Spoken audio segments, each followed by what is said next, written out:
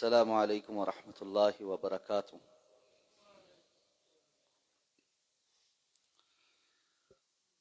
بسم اللہ الرحمن الرحیم۔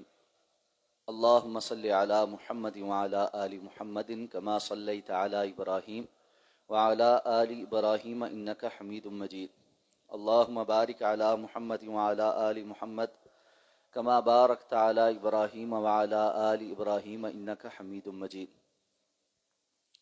عن ابی ہریرہ رضی اللہ عنہ قال قال رسول اللہ صلی اللہ علیہ وسلم ثلاثة لا يكلمهم الله يوم القيامة ولا يزكيهم ولا ينظر إليهم ولهم عذاب أليم شيخ زان وملك كذاب وعائل مستكبر رواہ مسلم۔ حضرت ابو ہریرہ رضی اللہ تعالیٰ عنہ بیان فرماتے ہیں کہ جناب رسول اللہ صلی اللہ علیہ وسلم نے ارشاد فرمایا، تین قسم کے لوگ ایسے ہیں جن سے قیامت کے روز اللہ تعالی ہم کلام بھی نہیں ہوں گے، نہ انہیں پاک کریں گے، نہ ان کی طرف دیکھنا پسند فرمائیں گے، اور ان کے لیے دردناک عذاب ہے۔ ان میں پہلا وہ شخص ہے جو بوڑھا بدکار ہے، دوسرا جھوٹا بادشاہ ہے، اور تیسرا ایسا فقیر جو تکبر میں بھی مبتلا ہو۔ یہ حدیث مبارکہ صحیح مسلم کی ہے۔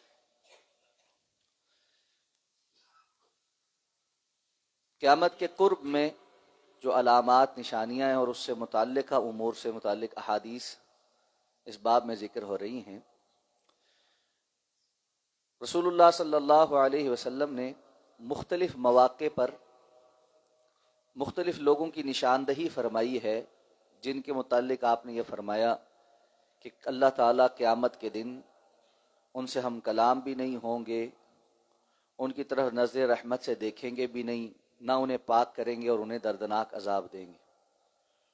تو ایک حدیث میں آپ صلی اللہ علیہ وسلم نے ان لوگوں میں سے اس شخص کا تذکرہ کیا جو تکبر سے اپنا کپڑا ٹخنے سے نیچے لٹکاتا ہے۔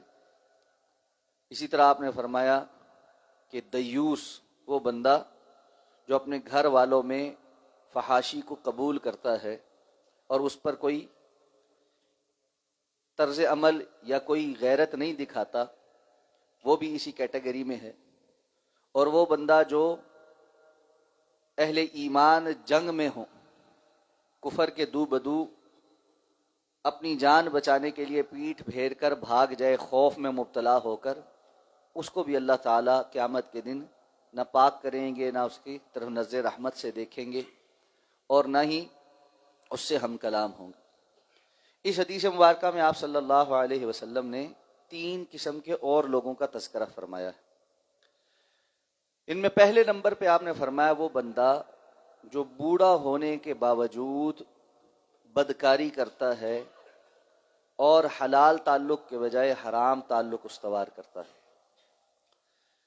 معلوم ہے کہ اسلام میں بدکاری اور زنا یہ سنگین جرائم میں سے، اور یہ ہر کسی کے لیے حرام، یہ نہیں کہ جوانی میں اجازت ہے اور بڑھاپے میں جو ہے وہ سختی ہے، بلکہ جوانوں کے لیے بھی وہ حرام ہے، اور عمر کے ہر حصے میں حرام طریقوں سے اپنی خواہش کا پورا کرنا اسلام نے اس کی کوئی اجازت نہیں تھی۔ لیکن بسا اوقات ایسا ہوتا ہے کہ کوئی انسان عموماً بدکار نہیں ہوتا، لیکن کسی خاص موقع پر، خاص احوال میں، شیطان کے ورغلانے میں، اور بالخصوص جب جوانی میں انسان کے جذبات شدت کے ہوتے ہیں، اس میں وہ پھسل جاتا ہے۔ لیکن وقت کے ساتھ اس کو احساس ہوتا ہے، وہ توبہ کرتا ہے، استغفار کرتا ہے، اور نتیجتاً اللہ تعالیٰ اس کی یہ توبہ اور استغفار قبول فرماتے ہیں، اور اس کو موقع مل جاتا ہے کہ وہ اس دنیا سے رخصت ہونے سے پہلے توبہ استغفار کر کے اپنے گناہ معاف کروا لے۔ لیکن ایسا شخص جو زندگی گزرنے کے باوجود، ایک طویل عرصہ گزر جانے کے باوجود، جب انسان کی بہت ساری حقیقتیں زندگی کی اس کے سامنے آ چکی ہوتی ہیں، اور پھر اس کی جسمانی کیفیات بھی ویسی شدت کی نہیں ہوتی کہ وہ بالکل ہی کسی معاملے میں ڈگمگا جائے، الا یہ کہ وہ بندہ باغی ہو کر پھرتا ہو اور وہ اپنے لیے اس زندگی کے اندر کوئی حد اور قید کی گنجائش ہی نہ پاتا ہو، تو ایسا وہ شخص جو 60 سال 70 سال بوڑھا ہونے کے باوجود بدکاریاں کرتا پھرتا ہے، قیامت کے روز اللہ کے ہاں اس کی سخت پکڑ ہوگی۔ اور دوسری حدیث مبارکہ جس میں آپ نے اور صراحت فرمائی کہ جس بندے کو 60 سال کی زندگی مل گئی تو وہ اللہ کے سامنے کوئی عذر نہیں بیان کر سکے گا، کیونکہ اس سے پہلے بہت سارے مسائل ہیں زندگی میں، شعور آتے آتے پھر سمجھ آتے، پھر زندگی کی مشقتیں برداشت کرتے محنتیں کرتے بندہ شاید یہ کوئی عذر پیش کر سکے کہ یا اللہ مجھے موقع نہیں ملا۔ لیکن 60 سال کی زندگی گزرنے کے بعد جب ہر مرحلے سے زندگی کی وہ گزر چکا، اب تو اس کا اور کوئی کام نہیں رہا تھا، اس کے باوجود بھی وہ اس قسم کے کام کرے تو اللہ رب العزت کے ہاں ایسا شخص سخت غصے کا مستحق ہے۔ اور یہ بات ذہن میں رکھنی چاہیے کہ اللہ رب العزت کے ہاں نیتوں کا بڑا عمل دخل ہے۔ بعض لوگ ایسے ہیں جن کے متعلق آپ نے فرمایا کہ اللہ تعالیٰ نے ان کو مال نہیں دیا لیکن علم عطا کیا ہے، تو وہ اچھے نیک مالدار لوگوں کو دیکھ کر خوش ہوتے ہوئے یہ کہتے ہیں کہ اگر اللہ ہمیں توفیق دیتا تو ہم بھی ان کی طرح نیکی کے کاموں میں خرچ کرتے۔ اللہ کو ان کی خالص نیت کا پتہ ہے، اس لیے اللہ تعالیٰ ان کو ان خرچ کرنے والوں کے برابر ہی اجر عطا فرماتا ہے۔ اور آپ نے فرمایا بدترین لوگ وہ ہیں جن کو نہ علم ملا ہے اور نہ مال ملا ہے، اور وہ بے علم امیر لوگوں کو عیاشیوں پہ خرچ کرتے ہوئے دیکھتے ہیں اور دیکھتے کہتے ہیں کہ ہمیں بھی مال ملتا تو ہم بھی اسی طرح خرچ کرتے۔ یہ خسرت دنیا والآخرہ ہے، دنیا بھی برباد ہے آخرت بھی برباد ہے۔ آپ نے فرمایا اس کو اتنا ہی گناہ ملتا ہے جتنا اس تیسرے نمبر کے عیاشی پہ حرام چیزوں پر خرچ کرنے والے کو ملتا۔ تو یہ نیت کا بڑا عمل دخل ہے۔ اسی طرح بعض لوگ بڑھاپے میں جسمانی صلاحیت تو نہیں پاتے کہ طاقت اپنے اندر پائیں کہ اس قسم کی غلط کام کریں، لیکن ان کی دلی خواہشات، ان کی نیتیں اب بھی بری ہیں۔ اس لیے بسا اوقات ایسے مناظر یا ایسے واقعات دیکھنے کو یا سننے کو مل جاتے ہیں کہ فلاں جگہ پر اتنا بوڑھا شخص کسی کے ساتھ بری نیت کے ساتھ بیٹھا تھا، تو دماغ میں خیال یہ آتا ہے کہ یہ اس عمر میں جہاں اس کے اعضاء بھی کام نہیں کرتے، یہ کیسی حرکت ہے؟ تو وہاں پر اصل میں انسان کا جو نفس ہے اور اس کی بدنیتی ہے وہ کار فرما ہوتی۔ یہی وجہ ہے کہ ہر زندگی کے موڑ پر سب سے اہم کام انسان کا اپنے نفس کا تزکیہ کرنا، اپنی سوچوں کو اور اپنی افکار کو پاکیزہ کرنا۔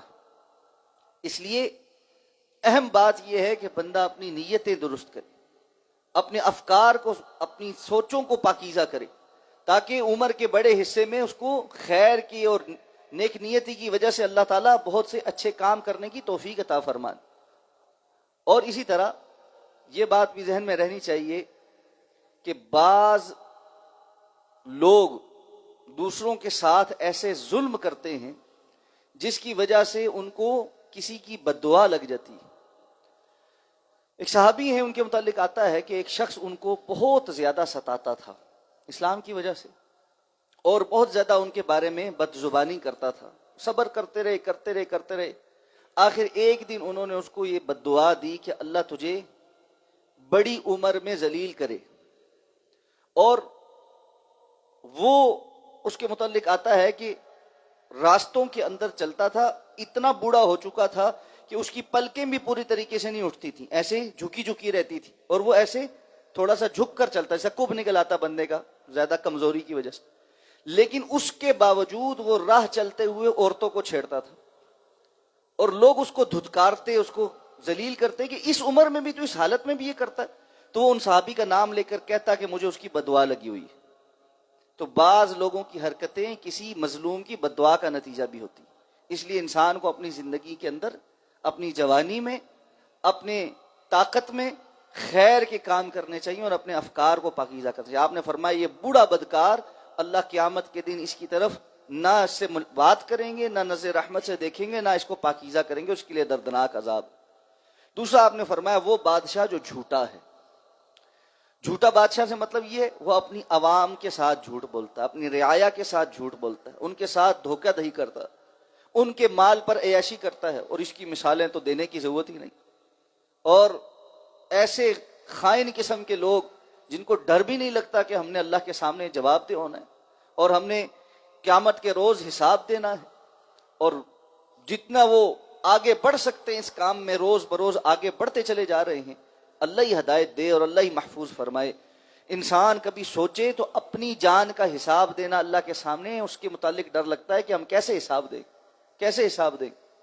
اور یہاں کروڑوں لوگوں کی ذمہ داری بندہ اپنے اوپر اٹھا کر لے کر چل پڑے اور کہے کہ جی میں تو جو ہے نا بڑا بہترین کینڈیڈیٹ ہوں اس معاملے میں، اور پوری مہم چلائے اور کہے کہ جی مجھے ووٹ دو، اور اس کے نتیجے میں جو ہے وہ ایک ذمہ داری قبول کرے اور اس کے بعد اس ذمہ داری کو ادا کرنے کی اس کے اندر صلاحیت نہ ہو۔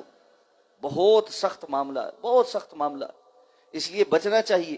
صحابہ کرام رضوان اللہ تعالی علیہم اجمعین سب سے زیادہ ناپسند اس بات کو کرتے تھے کہ ان کو مسلمانوں کی کسی معاملے کی ذمہ داری مل جائے، حالانکہ وہ اہل تھے اور انہوں نے اہل بن کے دکھایا۔ حضرت ابوبکر صدیق رضی اللہ تعالیٰ عنہ خلافت ملنے پر، حضرت عمر رضی اللہ تعالیٰ عنہ، حضرت عثمان رضی اللہ تعالیٰ عنہ، حضرت علی رضی اللہ تعالیٰ عنہ اور بعد کے دیگر جو صحابہ کرام تھے، وہ سب کے سب ذمہ داریاں حالانکہ ان کے کاندھوں پر ڈالی گئیں، لیکن وہ پسند نہیں کرتے تھے کہ ہمیں ذمہ داری ملے۔ آج صبح ہم فجر کی نماز پہ وہ روایت پڑھ رہے تھے کہ عمر رضی اللہ تعالیٰ عنہ تنکا اٹھا کر کہتے تھے کاش میں یہ تنکا ہوتا اور مجھے حساب نہ دینا پڑتا۔ حضرت ابوبکر صدیق رضی اللہ تعالیٰ عنہ درختوں کو دیکھ کر کہتے کاش میں یہ درخت ہوتا کہ اس کو کاٹا جاتا، اس کی لکڑی سے لوگ فائدہ اٹھا لیتے یا جلا لیتے، لیکن میرا حساب نہ ہوتا، مجھے حساب دینا پڑے گا۔ تو اللہ کے رسول نے فرمایا ملک ان کذاب، یہ جھوٹا بادشاہ یہ بھی ایسا ہی اللہ کے ہاں، اللہ اس پر ایسا غضبناک ہے کہ قیامت کو اس سے بات بھی نہیں ہوگی۔ اور تیسرا آپ نے فرمایا عائل مستکبر، ایسا فقیر جس کے اندر تکبر بھی ہے۔ ایک بندہ ہے اس کو اللہ نے دنیا میں بہت کچھ دیا ہے، تکبر اس کو بھی جائز نہیں۔ پہلے بھی بات ہو چکی، تکبر اللہ کی چادر، اور جو اس کو چھیننے کی کوشش کرتا ہے اللہ اس کو ٹکڑے ٹکڑے کر دیتا۔ لیکن پھر بھی وہ سوچتا ہوگا یا شیطان اس کو وسوسہ ڈالتا ہوگا کہ بھئی تیرے پاس بڑا کچھ ہے، تو دوسروں سے بہتر ہے، تو شاید اس کی کوئی تکبر کی وجہ شاید پتہ لگ جائے، کہیں اس کی کوئی تھوڑی بہت چھوٹ ہو جائے۔ ایک بندہ جس کے پاس کچھ بھی نہیں ہے پھر بھی متکبر ہے، اور وہ دوسروں پر روب جھاڑتا پھرتا ہے اور جو ہے نا نخرے دکھاتا ہے اور بہت زیادہ جو ہے تکبر کا شکار ہے۔ اور اس کی اگر آپ نے مثال صحیح طریقے سے سمجھنی ہے نا تو انفرادی مثال تو میں نہیں آپ کو دے سکتا، بہت ہیں حالانکہ، لیکن اجتماعی مثال پاکستانی قوم کی ہے۔ آپ پوری دنیا کے اندر معاملات کے اندر ہماری حیثیت دیکھیں تو ہمارے سامنے، یعنی دنیا کے پاسپورٹوں میں سے بدترین پاسپورٹ اس میں چوتھے نمبر پہ ہم سے نیچے سے 3 ملک ہیں، ایک عراق، ایک شام، ایک افغانستان، اس سے اوپر ہمیں چوتھے نمبر پہ۔ عدلیہ کے نظام میں دنیا کی بدترین عدلیہ کے نظام کے جو انصاف کے معاملات میں ہم ہیں۔ اسی طرح کاروباری معاملات اور لین دین کے اندر پوری دنیا کے اندر جس قوم پر سب سے کم اعتماد کیا جاتا ہے ان قوموں میں سے ہم ہیں۔ گندگی، ایک دوسرے کے بارے میں غلط باتیں منتشر کرنا، ٹوہ میں لگنا، خواتین کی عزت محفوظ نہ ہونا اور ان کو ذرا ذرا سی بات پر پریشان کرنا، اس معاملات میں دنیا کی جو سر فہرست ممالک ہیں ان میں ہم ہیں۔ معیشت ہماری کی حالت یہ ہے کہ ہم آئے روز دیکھ رہے ہیں کہ اب IMF کا بیل آؤٹ پیکج آئے گا، ابھی سعودیہ سے پیسے آئیں گے، ابھی دبئی سے پیسے آئیں گے۔ ہمارے آرمی چیف سے لے کر صدر، وزیر اعظم اور تمام ذمہ دار افراد کو جا کر بار بار جو ہے وہ پیسے مانگنے پڑتے ہیں۔ ہم کئی دہائیوں سے اپنا نظام صرف مانگ تاک کر چلا رہے ہیں اور اس کے علاوہ کرائے کی قتل و غارت گری سے پیسے کما رہے ہیں۔ میں بڑی سنجیدگی کے ساتھ یہ لفظ کو کہہ رہا ہوں، جس کو سمجھ آنی اس کو سمجھ آ گئی۔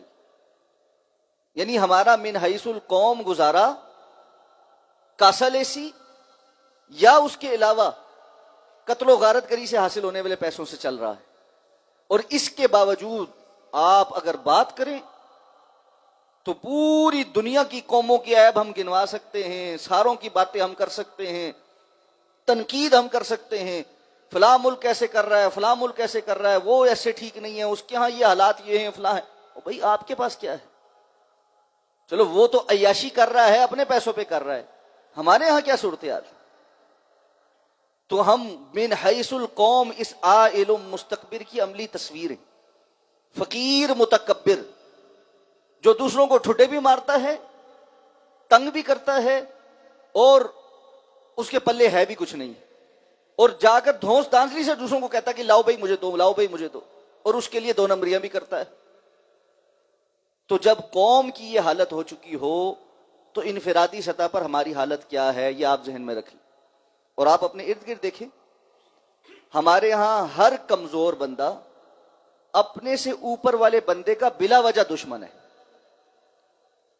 آپ تجربہ کر کے دیکھ لیں، آپ اپنے خاندان میں دیکھ لیں، جو آپ سے نیچے والے ہیں وہ بلا وجہ آپ سے مخاصمت رکھتے ہوں گے، چاہے منہ پہ نہ بھی کہیں، پیچھے ضرور کرتے ہیں، پتہ ہے سب کو۔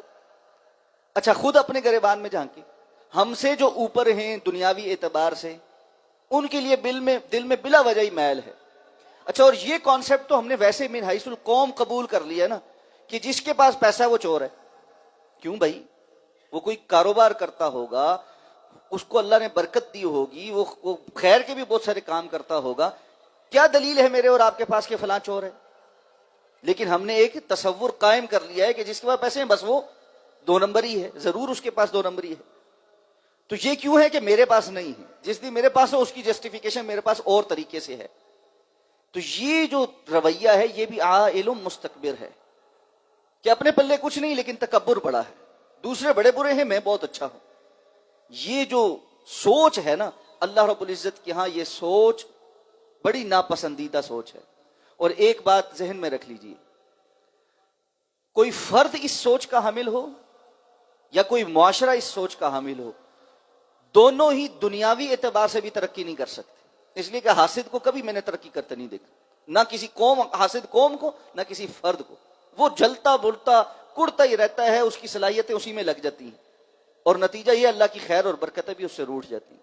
تو یہ تین بندے ایسے ہیں، اللہ کے رسول نے فرمایا قیامت کے دن اللہ ان سے نہ ہم کلام ہوگا، نہ ان کی طرف نظر رحمت سے دیکھے گا، نہ ان کی مغفرت ہوگی، اور ان کے لیے دردناک عذاب ہے۔ والعیاذ باللہ، اللہ ہم سب کو محفوظ فرمائے۔ سبحانک اللہم و بحمدک، اشہد ان لا الہ الا انت، نستغفرک و نتوب۔